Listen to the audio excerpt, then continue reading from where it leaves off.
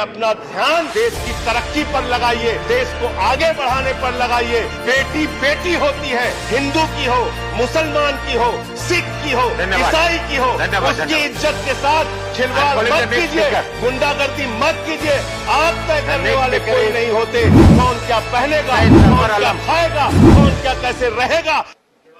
आपने मुझे इस बजट पे अपनी बात कहने का मौका दिया। सर, मैं इस बजट पे और इनके डिजिटल इंडिया पे राजीव जी की एक कविता है, वो एक बड़े अच्छे कवि हैं, उन्होंने लिखा है, वो सदन के सामने सुनाना चाहूंगा। खाओ डिजिटल, गाओ डिजिटल, देश का बैंड बजाओ डिजिटल, रुपया डिजिटल, बैंक भी डिजिटल और सेना का टैंक भी डिजिटल। बच्चे पाए डिजिटल शिक्षा और फिर मांगे डिजिटल भिक्षा। बच्चे पाए डिजिटल शिक्षा और फिर मांगे डिजिटल भिक्षा। डिजिटल डॉक्टर, डिजिटल गोली, डिजिटल ईद और डिजिटल होली, डिजिटल सड़क पर डिजिटल कार, डिजिटल संसद और सरकार, डिजिटल खेत में करो किसानी, डिजिटल खाद और डिजिटल पानी, डिजिटल दूध और डिजिटल गाय, डिजिटल चीनी, डिजिटल चाय, भर के खाओ डिजिटल रोटी और फिर कर दो डिजिटल पोटी।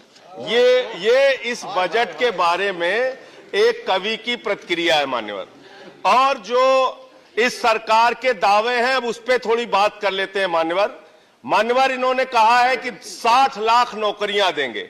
मैं पूछना चाहता हूं, आपने तो स्वयं स्वीकार कर लिया, पहले तो आप 2-2 करोड़ करके लोगों को मूर्ख बनाते रहे और अब आप खुद स्वीकार कर रहे हैं कि 2 करोड़ आपके बस की नहीं है। अब आप 60 लाख नौकरियां देने की बात कह रहे हैं। और आप नौकरियां कैसे दे रहे हैं नौजवानों को मान्यवर?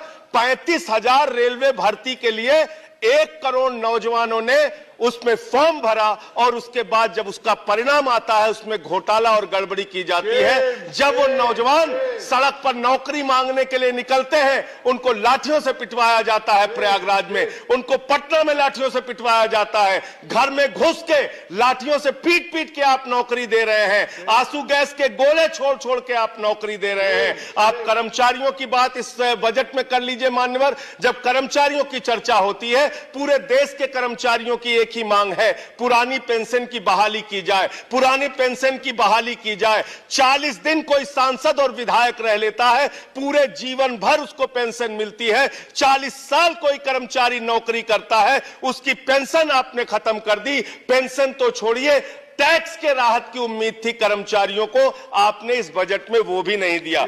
इसके साथ साथ मान्यवर, आपने इस बजट में किया क्या है? 22 तक सबको घर देने की